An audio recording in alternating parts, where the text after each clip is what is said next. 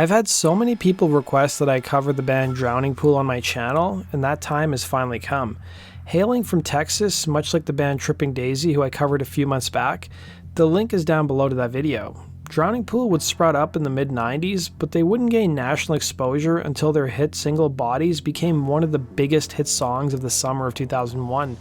Two events, though, would almost derail the band's career. One was the 9/11 attacks, and the other was the death of their lead singer, Dave Williams. Today, let's explore what happened.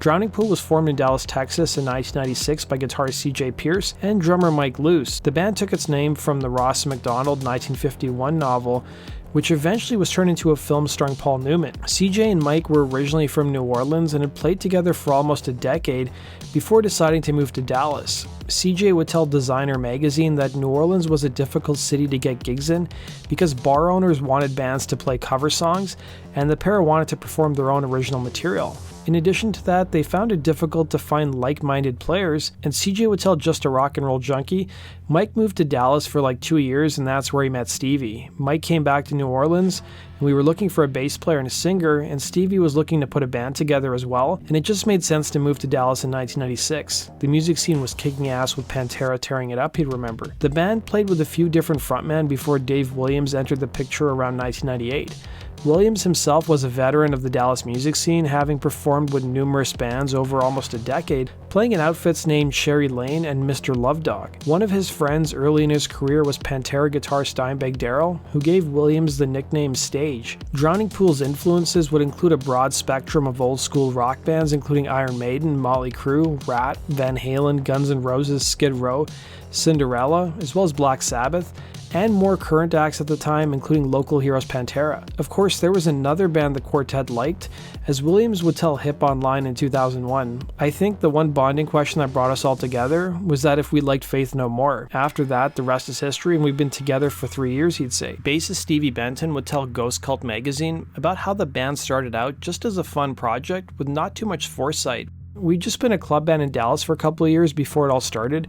We never thought we would do anything more than that, to be honest. We were just playing during the weekends for beer money. All of a sudden, more and more people were crowding in the venues where we were playing, and then it almost felt like a blink of the eye. Before the band even landed their first major record deal, they attracted the attention of German liquor company Jägermeister, who sponsored the group. Williams would tell Billboard magazine, it boosted our confidence quite a bit because all of a sudden it was like, wow, somebody likes our band. It felt good, and then right after we signed with Wind Up, so it was like the machine is rolling now. Mike Luce would tell Designer magazine what came next, revealing, we did a demo at a friend's house back in Dallas and we were just playing local gigs. Then one of the guitarists for Seven Dust was living in Dallas, Sauce, and we kept bugging him to let us do a couple of openers for them. We did 3 or 4 shows in a couple of states down south. It wasn't too long after these dates that Drowning Pool would start touring with groups like Kitty, and their demo they recorded started to get radio airplay. It was during this time the band also cut a pair of EPs, and the band would soon be hailed by MTV and rock radio as the next big thing, thanks in part to their second EP, Pieces of Nothing. They would soon sign with Wind Up Records, and their first major release would be the album Sinner, which would come out in June of 2001. The album's popularity was boosted by the band's best-known track and single, Bodies, and the track soon became one of the biggest songs of the summer, peaking at number 6 on the Billboard Mainstream Rock Tracks chart, and the band got even a further boost when they were added to the 2001 lineup of the traveling tour known as Ozfest. The album would derive its name from a tattoo Williams had on his arm. According to the Orlando Sentinel, Drowning Pool would be playing their set at 10 in the morning on the 3rd stage of Ozfest. But by the end of the tour, they were considered the breakout act, and they soon moved to the main stage. The success of the group's single Bodies and their spot at Ozfest had a lot to do with raising the band's profile and pushing their debut album Sinner to sell over 1.5 million copies. But there was another important factor most people don't know about. Williams would tell Billboard magazine that Wind Up Records, and I quote, promoted the record in the most perfect way possible. According to Billboard, the band's label would hire kids who were fans of the band, and they would be known as street teamers or drowning victims. Billboard would claim 1,500 so-called drowning victims were hired by the label to spread the word about the band. One person who was part of the marketing strategy was a 23-year-old kid named Michael Gorko, who worked at McDonald's. People like him would wear Sinner buttons on his job and build buzz about the band to his coworkers as well as customers. Another street teamer would write the band's web address on dollar bills and give them out to people. The WWE also helped get the word out by licensing the band's song Bodies and other tracks from Sinner. The music video for Bodies saw the band performing in a psych ward, and Williams would tell Spin magazine, "We thought it would be cool to run around an insane asylum for 8 hours." Sinner would be peppered with Williams' thoughts on organized religion and its shortcomings. But while many people point to the scripture as being flawed, Williams wouldn't see it that way in one interview, instead pointing the finger at people, telling the Orlando Sentinel it wasn't so much focused on a belief so much as a single man, the preacher. All of a sudden that guy becomes the focus, and that's not the way it is. He would tell the paper he remembered being a young kid and being in church and hearing his preacher tell the congregation to smash their televisions because messages from Satan were being broadcast on them. He would recall, "My dad looked at me and said, 'There's a Cowboys game at noon and I don't think that's going to happen.'" In a separate interview, Williams would tell Hit Parader, "I have nothing against religion, I just have a problem with some of the messages that it promotes. Religion doesn't seem to have much flexibility. They have to recognize that all people can't follow the same set of rules. We've all broken some of the rules at one time or another. In the eyes of religion, that makes us all sinners." Because of the religious themes on the band's debut album, they were sometimes compared to label mates Creed, but Williams pushed back against these comparisons, telling the Sentinel, "I've never met Scott Stapp, but my take as a listener and as a fan is that Scott, through his lyrics, is still looking for an answer. I'm throwing my hands up saying that you need to show me something. I've made up my mind," he'd say. Another surprising part of the interview with the Sentinel was that Williams counted himself a fan of singer Sarah McLachlan and the Backstreet Boys, telling the paper, "When I've been feeling bad about anything, her voice makes it seem all better. She's a good songwriter." At the same time, he would also see the humanity in the Backstreet Boys, saying, "There's something about those guys that seems a little more down to earth and not just thrown together. The guy AJ McLean who had to go to rehab, I feel bad for him and his family. When I heard that, I thought, wow, he's a real person." Shortly after 9/11, the band's single Bodies would be removed from Clear Channel-owned radio stations because of the line, "Let the bodies hit the floor," as radio programmers judged that it was too insensitive after what happened in 9/11. Williams would respond to the controversy, telling the same paper, "It hurt us a little bit. We were pretty much riding this great wave, then this happened, which nobody planned on. It's about being in the mosh pit, but we sympathize and understand why people might misunderstand.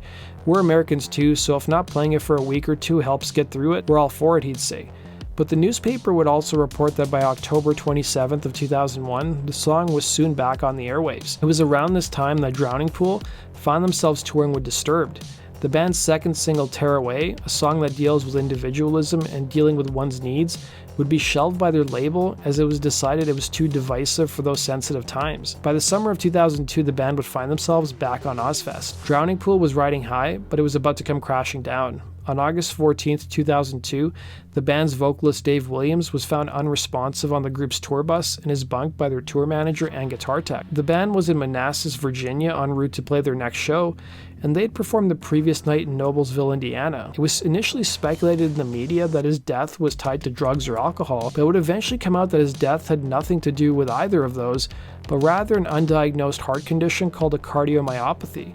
It would be the same condition that Guns N' Roses guitarist Slash almost died from in the early 2000s. It's a medical issue in which the heart muscle can't pump enough blood to the rest of the body. Drowning Pool's manager put out a statement on the band's website after the toxicology report came in, writing, "The band and the crew were not up drinking like frat boys, taking drugs, etc.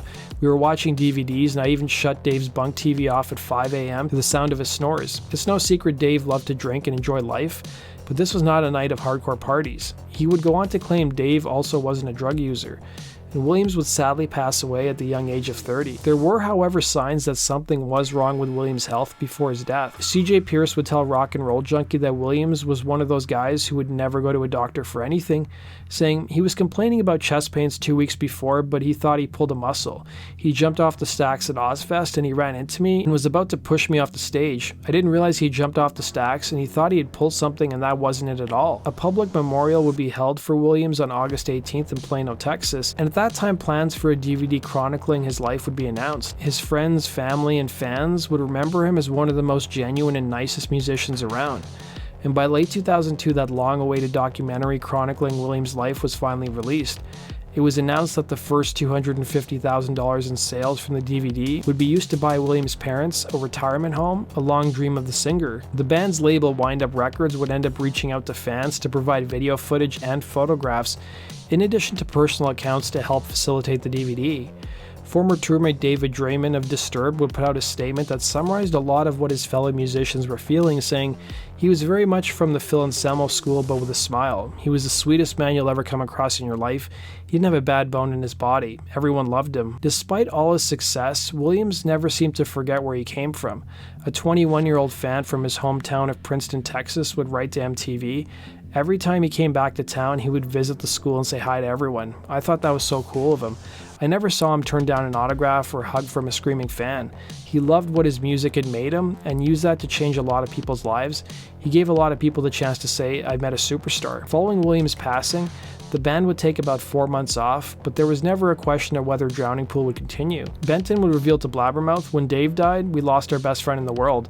The last thing I'd like to think is that my other best friends, I'd have to leave them too, because we couldn't carry on together. That would just suck." The surviving members of the band would retreat to Houston, living for a year in a suburban apartment, rarely venturing out, and subsiding mainly on pizza from a restaurant on the building's first floor. The members decided to continue the band under the Drowning Pool name as a way of maintaining Williams' legacy, but their initial attempts to audition a new singer proved unsuccessful. Benton would tell the Tribune, "We wanted to get a process started, but those first few guys didn't have a chance."